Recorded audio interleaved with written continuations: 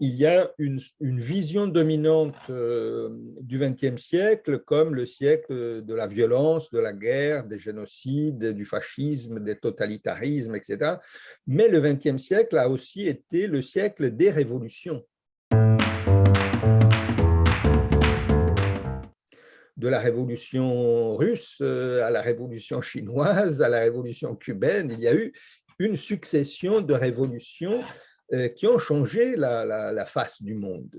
Le XXe siècle a été le siècle de la décolonisation qui est passé par des révolutions coloniales. Et encore quelques décennies auparavant, les empires coloniaux apparaissaient comme inébranlables. Et pourtant, ils ont été mis à mal, a été le siècle du féminisme, a été le siècle de grandes luttes émancipatrices. Alors, les révolutions qui ont incarné cette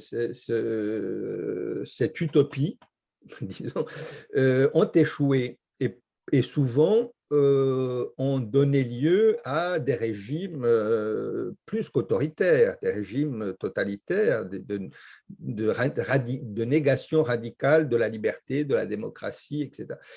Cet héritage est très lourd.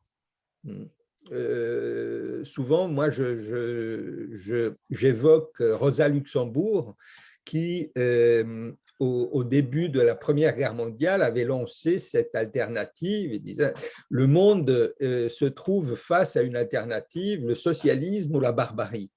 Eh bien, un siècle plus tard, nous sommes obligés de constater que tout au long du XXe siècle, le socialisme est devenu un des visages de la barbarie elle-même. Et nous ne pouvons pas ignorer cela.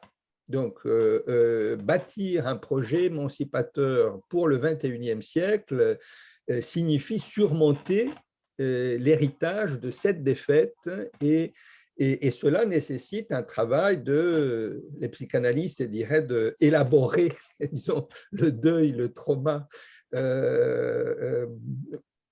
Et cela n'est pas simple, n'est pas facile. J'ai l'impression que beaucoup de mouvements ont préféré esquiver ce travail du deuil plutôt que disons, de l'assumer. Et cela est une faute de ma génération, certes pas des jeunes qui ont 20 ans et qui descendent dans les rues maintenant pour essayer de se battre, de contester l'ordre dominant ou de changer les choses.